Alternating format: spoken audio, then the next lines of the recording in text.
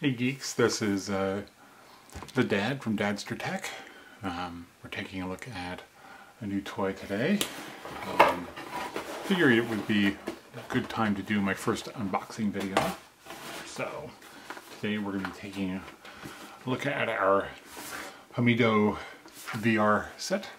We just got this via our Happy FedEx delivery. So we're going to take a look at it and see what it's like. This was, I think this was $79, something like that, off of a Gizmodo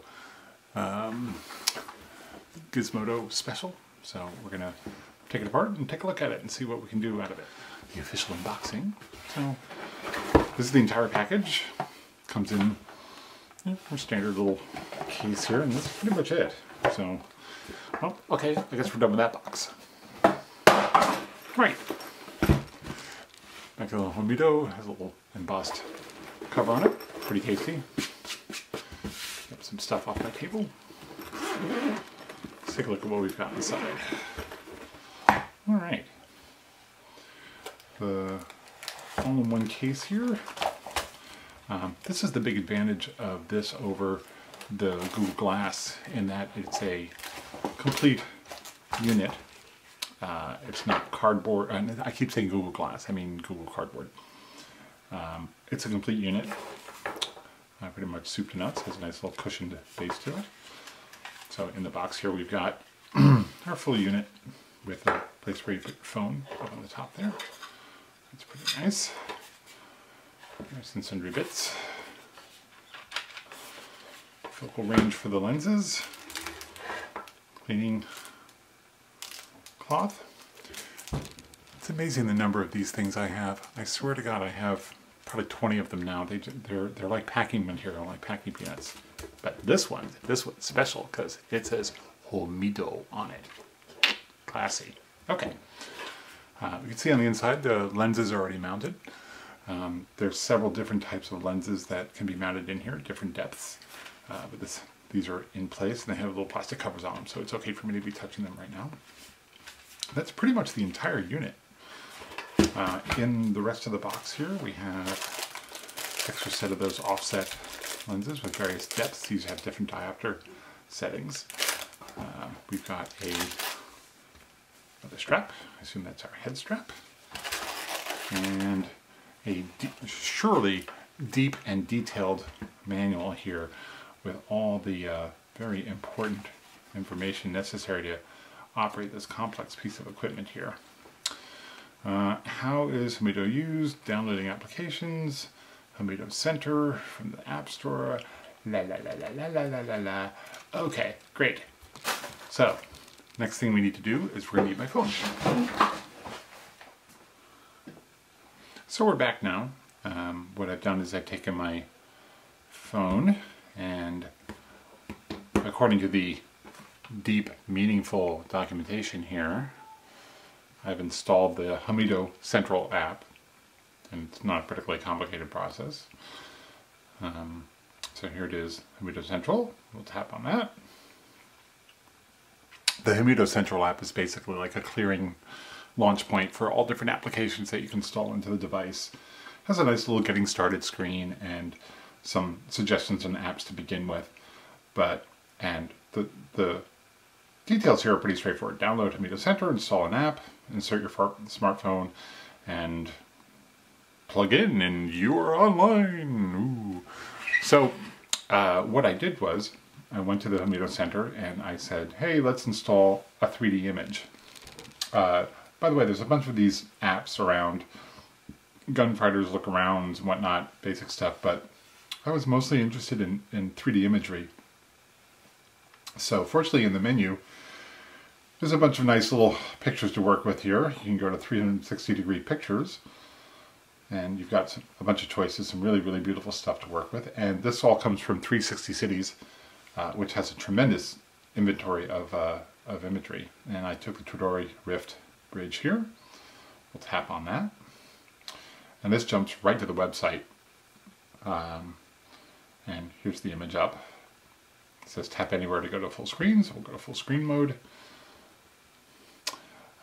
Fortunately, when you go into landscape mode, we are in you can see the two images right there. So what we're going to do is we're going to take our device here, we're going to socket the phone right in, just like that. I haven't even looked through these lenses yet, so I want to take the plastic off. That's 1, 2, and obviously you won't be able to see this on the camera here, but the images are there. That actually works. But let's take a look at it and see what we can see. Well, initial tests are going pretty well. I found that with my phone in place here, I'm able to get a pretty good view in here.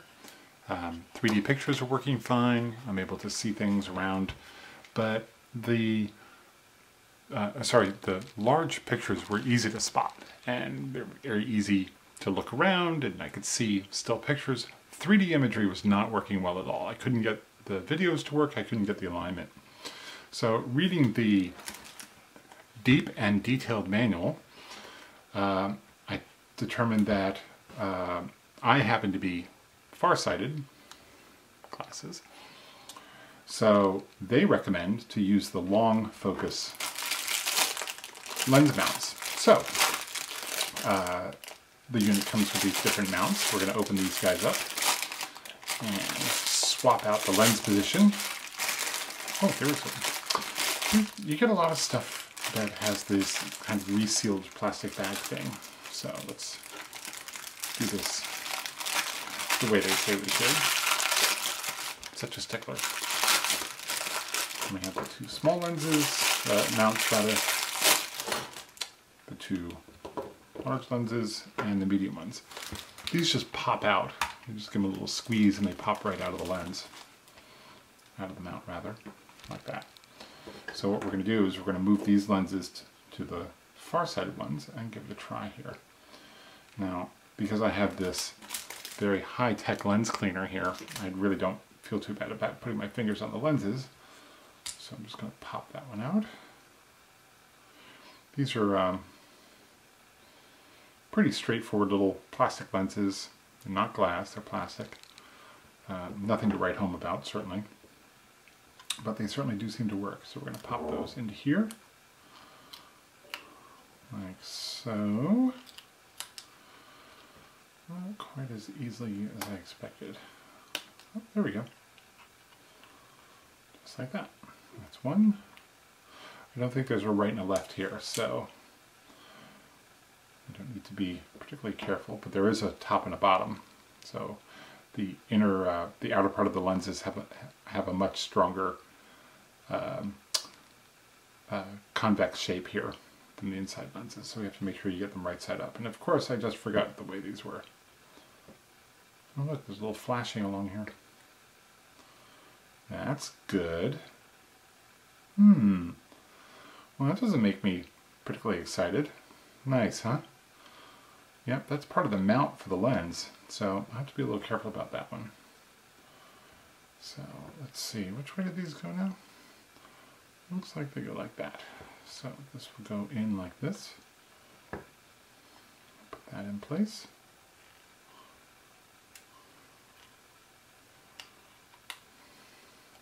There we go. So those two are ready, aside from our little mounting problem here. Let's see if we can actually mount these. Oh, let me clean the lenses off, again with our high-tech cleaning glass here. So,